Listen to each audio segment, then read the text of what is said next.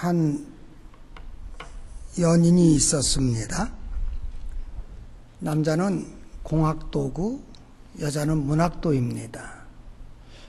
두 사람이 이제 같이 데이트를 하면서 한 강을 거슬러 올라갔습니다. 문학을 전공한 여자가 그 강을 바라볼 때 느낌이 어땠을까요? 여기다가 아름다운 집을 짓고 평생 동안 가족들과 함께 행복하게 살았으면 좋겠다. 봄에는 꽃이 피고 이제 또한 여름에는 새들이 지저귀고 가을에 수확하고 겨울에는 얼음이 얼어 스케이팅도 할 수 있겠다. 참 꿈에 부풀어서 제잘 얘기를 합니다.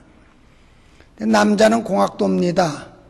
그 강을 바라보면서 뭔 생각을 했느냐면 요게 유속이 어느 정도가 되니까 속도가 얼마니까 1분간에 흘러가는 물의 양이 어느 정도가 되겠다. 그러면 여기다 댐을 막아서 발전소를 세우면은 500kW의 전기가 생기겠다. 뭐 이런 계산을 하고 있었어요.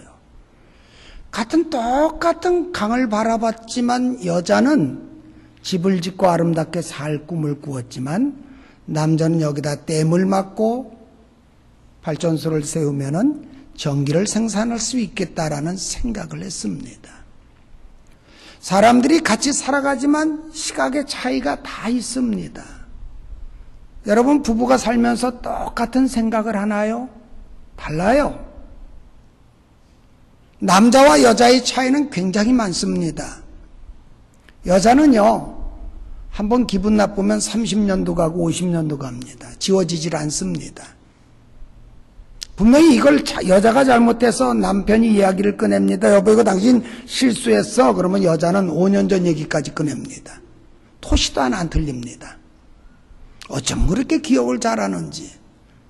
또 남편이 이걸 얘기하면 10년 전 거 꺼냅니다. 20년 전 거 꺼냅니다. 여자가 분명히 잘못해서 시작한 말다툼인데 끝날 때 보면은 남편은 완전히 사형수입니다. 남자는요, 그 순간이 지나가면 다 잊어버립니다. 그까짓 건 뭐, 욱하고, 화 한 번 내고, 말 한 번 심하게 하고, 지나가면 끝인데, 여자는 그 말끝허리를 잡아서 30년, 50년 동안 여기에서 응어리를 틀고, 동아리를 틀고, 일생을 보냅니다. 사람이 제각기 다릅니다. 대한민국이 지금 큰 곤욕을 치르고 있습니다. 왜요? 촛불하고 태극기하고 만나가지고 대한민국이 굉장히 어렵습니다. 똑같은 것을 보는데 시각의 차이에 따라서 그걸 어떻게 보느냐에 따라 다른 결론을 가지고 사람들이 고민을 하고 싸우곤 합니다. 이 시각의 차이는 밖에서만 있는 것일까요? 교회 안에서도 있습니다. 서로 다르기 때문입니다. 다른 것이지 그건 틀린 것은 아닙니다. 이것이 하나님이 보는 시각이 있고 또한 우리가 보는 시각이 있습니다. 우리는 다분히 경험적이고 지식적이고 통계학적이고 이런 것을 가지고서 어떠한 결정을 내리고 생각을 하는데 하나님은 이런 말씀합니다. 내 생각과 너희 생각은 다르다. 내 생각과 너희 생각은 다르다. 제자를 뽑으실 때도 보면은 우리 같았으면 좋은 학벌에 스펙을 보죠. 얘가 말을 잘하나 못하나 사회성이 어느 정도 되나 이걸 보고 뽑는데 하나님께서 뽑으시는 거 보면 달라요. 무능하고 별 볼 일 없고 보잘것없는 그 사람들을 뽑아서 내가 했다고 하지 못하게 만드십니다. 하나님이 하셨습니다. 이 말을 하도록 하게 하는 사람을 뽑아서 쓰시는 걸 볼 수가 있어요. 모세를 뽑으셨을 때 모세는 뭐라고 했나요? 나는 말을 할 줄 모릅니다. 예레미야를 뽑으셨을 때 예레미야는 뭐라고 했나요? 나는 아이라 말을 할 줄 모릅니다. 말씀을 전해야 되는 사람들이 한결같이 말을 못했어요. 신약의 대표하는 바울은 뭐라고 했습니까? 나는 말에는 조라나 지식에는 그렇지 않다 그랬어요. 신약을 대표하는 바울도 구약을 대표하는 모세도 한결같이 말을 잘하는, 오늘날로 말하면 설교를 잘하는 그런 사람들이 아니었어요. 다 아둔했어요. 모세는 얼마나 말을 못했으면 너의 형 말자라는 아론이 있지 않느냐 하고 아론을 시켜서 말을 하게 하셨지 않습니까? 고린도전서 1장에 보면 하나님께서 그래요. 십자가의 도가 세상의 사람들이 볼 때는 미련한 짓이죠. 근데 구원받은 우리에게는 하나님의 능력 아닙니까? 그 말씀 쭉 이어서 보면은 연약한 자를 들어서 강한 자를 물리치시고 미련한 자를 통하여 지혜로운 자를 부끄럽게 하시는 하나님. 그러니까 하나님의 시각과 우리의 시각은 많이 다른 것이 있다라고 하는 것을 우리가 인정을 해야 돼요. 오늘 본문에 요셉이라고 하는 사람이 나옵니다. 근데 요셉이 총리가 되거든요. 그 과정에서 보면 요셉이 태어나기도 전에 100여 년 전쯤 될 겁니다. 아브라함에게 이런 말씀을 하십니다. 창세기 15장에서 보면 아브라함아 너의 후손이 이방에서 400년 동안 개개 노릇을 하리라. 그리고 그 후에는 많은 재물을 갖고 나올 것이다 라고 하는 출애굽을 미리 말씀하셨어요. 그러니까 애굽으로 들어가는 그 사건이 요셉이 태어나기 100년도 더 전 그 시점에서 하나님이 계획하셨고 하나님께서 요셉을 애굽의 종으로 팔려가게 만드신 것도 하나님이시다. 요셉이 직접 고백하잖아요. 형들이 나를 이곳에 판 것이 아니라 우리 가정에 환난당할 것, 가뭄당할 것을 미리 아시고 하나님께서 나를 먼저 보내셨습니다 라는 고백을 하지 않습니까? 나를 이 땅에 보내시고 여기까지 인도하신 것도 나는 그냥 되는 대로 내 계획대로 된 것 같았는데 하나님의 계획이 있었고 하나님의 인도하심이 있었다라고 하면은 마음에 응어러진 것들이 다 풀립니다. 하나님이 하셨구나. 요셉의 생각은 어땠습니까? 아버지에게 사랑을 받습니다. 어머니는 일찍 돌아가셨기 때문에 다른 형제들이 다 어머니 숙소로 갈 때 요셉은 해가 질 때 자기 혼자 들어가지 못해서 아버지가 그를 데려다가 이 채색 옷을 입히고 자기의 가정에서 이렇게 키운 것을 성경 속에서 우린 볼 수 있습니다. 그러니까 어렸을 때 엄마가 없다라고 하는 이 한 가지 때문에 얼마나 큰 상처가 있는지를 몰라요. 그런데 하나님께서 그에게 꿈을 꾸게 하시죠. 모든 형제와 부모님이 자기에게 절하는 꿈을 꿉니다. 볕단의 사건과 이 사건을 통하여 꿈을 통하여 보여주십니다. 하나님께서 너를 쓰시겠다라고 하는 징조였고 예표였고 예언이었습니다. 하나님께서 나를 귀하게 사용하셔. 그런데 그 사건으로 말미암아 형들의 미움을 받습니다. 결국 그 미움이 요셉을 죽이려고 구덩이에 집어넣기까지 하고 죽일 것까지야 뭐 있냐? 애굽으로 팔아버립니다. 그래서 이스마엘 사람이 요셉을 사다가 보디발의 집에 팔아버립니다. 그래서 종으로 팔려갔습니다. 근데 오늘 본문 성경에서 보십시오. 종으로 팔려간 요셉에 대하여 2절에 뭐라고 하냐면 여호와께서 요셉과 함께 계심으로 그가 형통한 자가 되어 그의 주인 애굽 사람의 집에 있으니 요셉 때문에 이 집 전체가 다 복을 받습니다. 농사 짓는 것까지 복을 받습니다. 모든 게 복을 받습니다. 여기서 우리는 생각해봐요. 하나님이 요셉과 함께 하셨으니 요셉의 소원은 아버지의 집으로 돌아가는 것인데 종살이하고 있는 요셉과 하나님은 함께 하셨다는 거예요. 보디발의 아내가 유혹을 합니다. 유혹을 알뜰히 물리칩니다. 근데 여기서 누명을 쓰고 감옥에 가게 됩니다. 감옥에 갔을 때도 하나님께서 말씀하신 것이 무엇입니까? 21절에 보면 여호와께서 요셉과 함께 하시고 그에게 인자를 더하사 간수장에게 은혜를 받게 하시니 23절에 여호와께서 요셉과 함께 하심이라 여호와께서 그를 범사에 형통하게 하셨더라.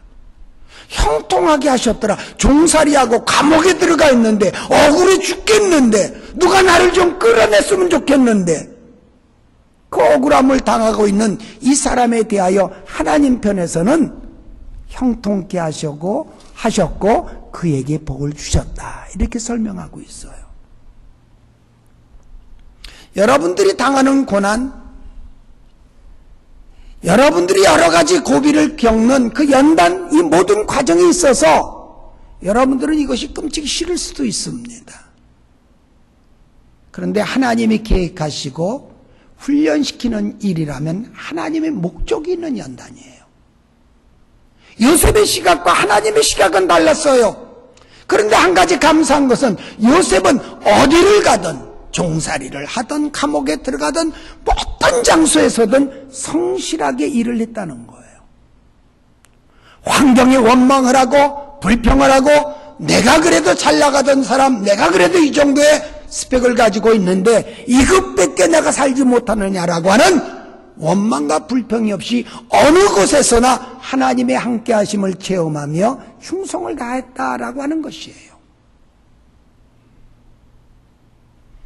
오늘 중요한 결론을 여러분들에게 맺으려고 합니다. 하나님께서 요셉을 어떻게 이끌어 가셨는가라고 하는 거예요. 보디발의 집에서는 요셉이 뭘 배웠을까요?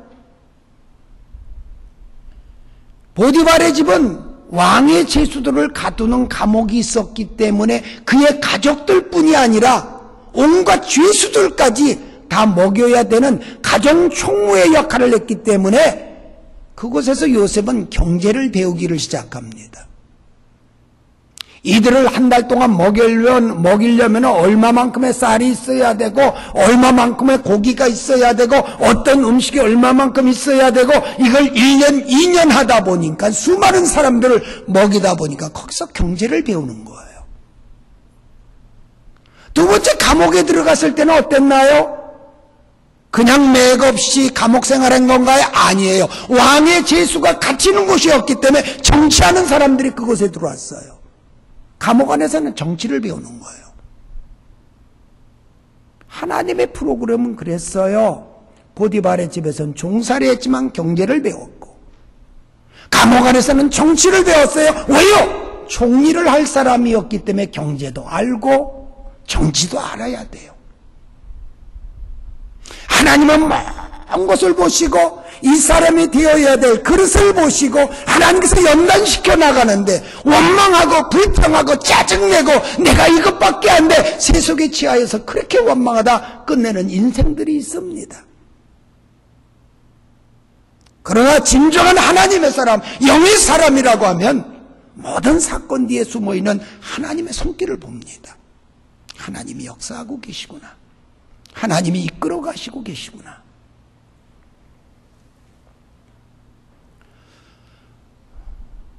저는 목사가 된 지 35년이 되었습니다.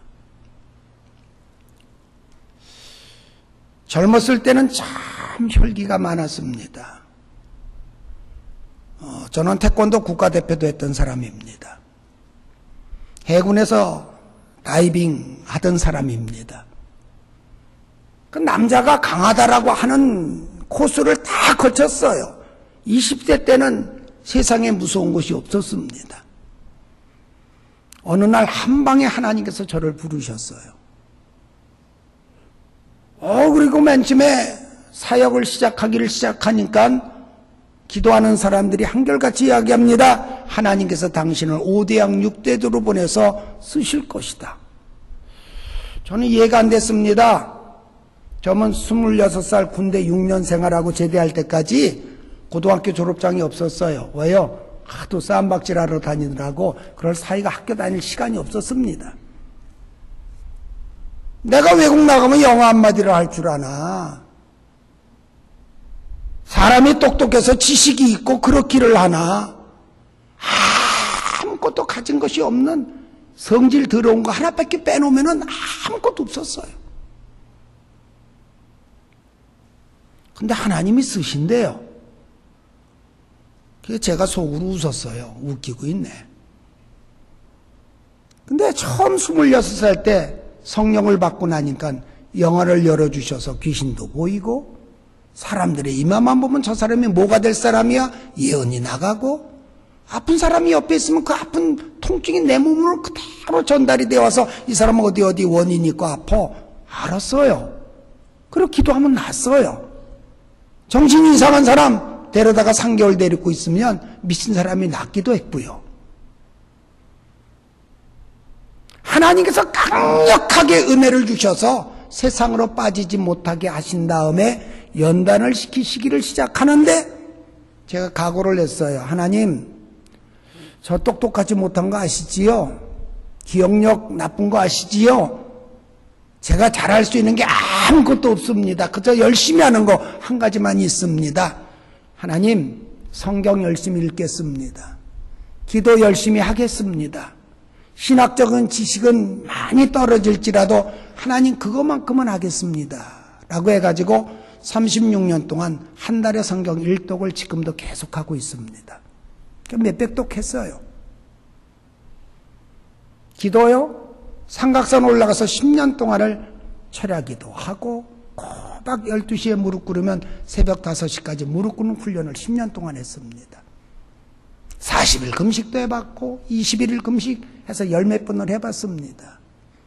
하나님의 사람이니까 영의 그 역사를 알아야 하나님의 일을 할 수 있지라고 생각해서 그렇게 했습니다.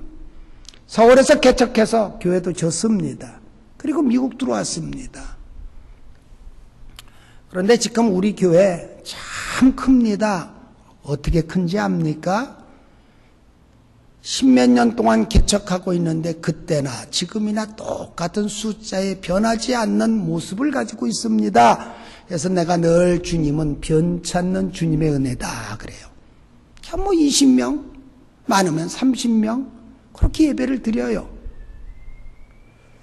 내 나이가 이제 65세가 지났는데 하나님 언제까지 연단시키시고 언제까지 나를 이렇게 이끌어 가실 것인가 라고 해서 울기도 했고 몸부림을 치기도 했고 별걸 다 해도 안 돼요. 목회가 안 돼요. 그런데 한 가지 그 20, 30명이 다른 교회 가면 다 장로동도 할 수 있는 사람들입니다. 우리 교회 와서 어영부영 신앙생활하면 견디질 못합니다. 말씀대로 정확히 살아야 되고 온전한 11조 해야 되고 주일 성수와 모든 예배 참석해야 되고 그렇지 않으면 우리 교회를 못 다녀요. 제가 들볶기 때문에 그렇습니다.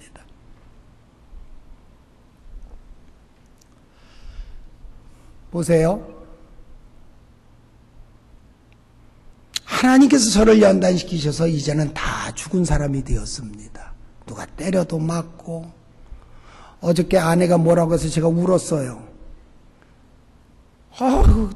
뭐 어떻게 할 수가 있습니까? 말대꾸 했다간 싸움되고 내일 주일 설교 망칠 거고 어떻게 못해. 아내가 뭐라고 이제 충청도 말로 폭폭하다고 그러죠. 가슴은 폭폭한데 이거 말대꾸는 못하겠고 아유 그냥 울고 말았어요. 하나님께서는요 한꺼번에 꺾으시는 것이 아니라 조금씩 쉬시는 거예요. 죽지 않게, 꺾어지지 않게. 대나무를 쉴 때도요 물에 집어넣고 천천히 쉬잖아요. 하나님께서 이제 이만큼 30몇 년 동안 연단을 시키시면서 조금씩 변하게 하셔서 지금의 목사로 만드셨어요. 작년에 제가 한 말이 있어요. 이제 목회하라고 하면 할 수 있을 것 같아.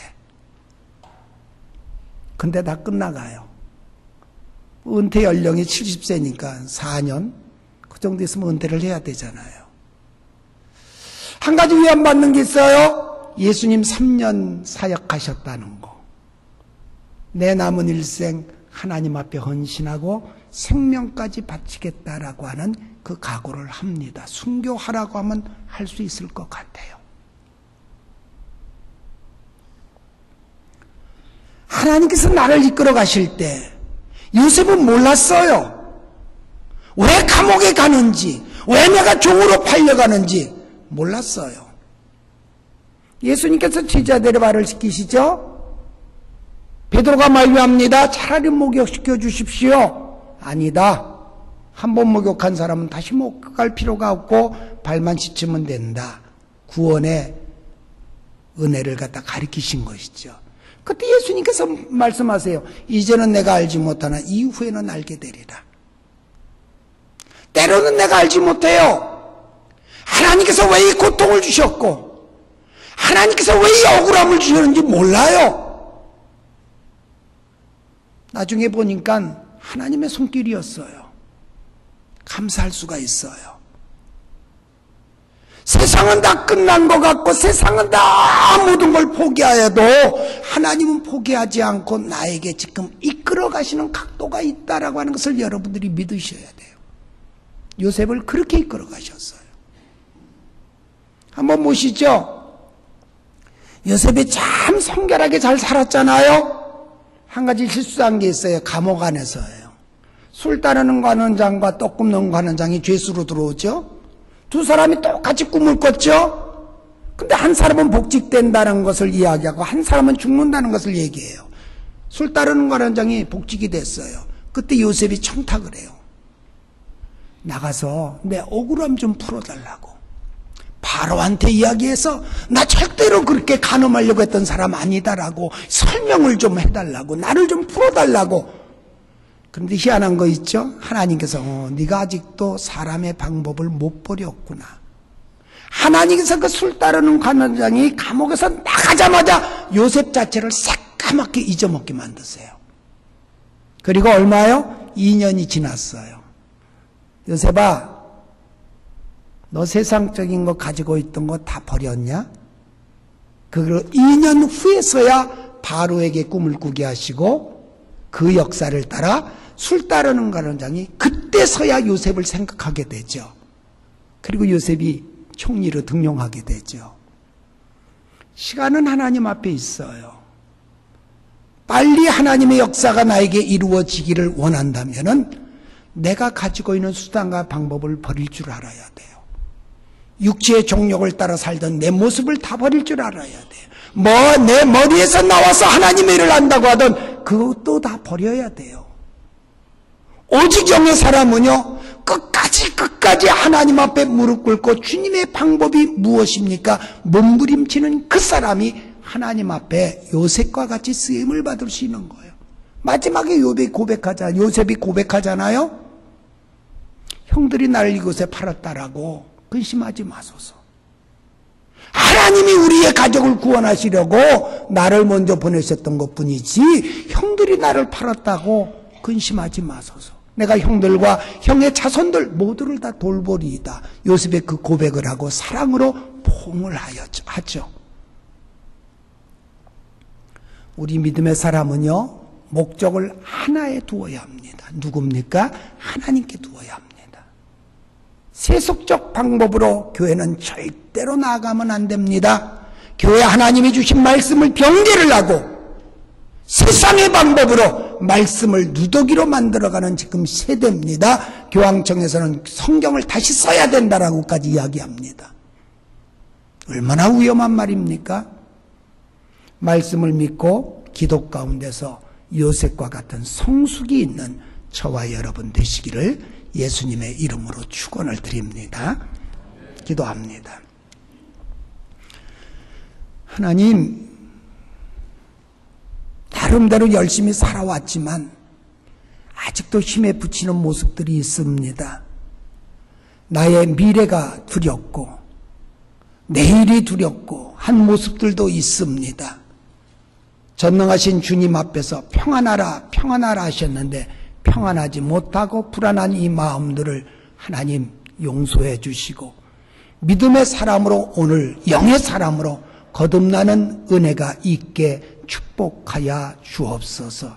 안디옥 교회를 하나님 마음껏 복을 주시고 이 교회를 통하여 하나님의 나라가 크게 확장되어지게 도와주옵시고 상처받은 많은 영혼들을 인도하여 그리스도인으로 예수님 닮은 많은 믿음의 사람들을 양육해내는 좋은 교회가 되어질 수 있도록 도와주시옵소서. 예수님 이름으로 기도드렸사옵나이다. 아멘.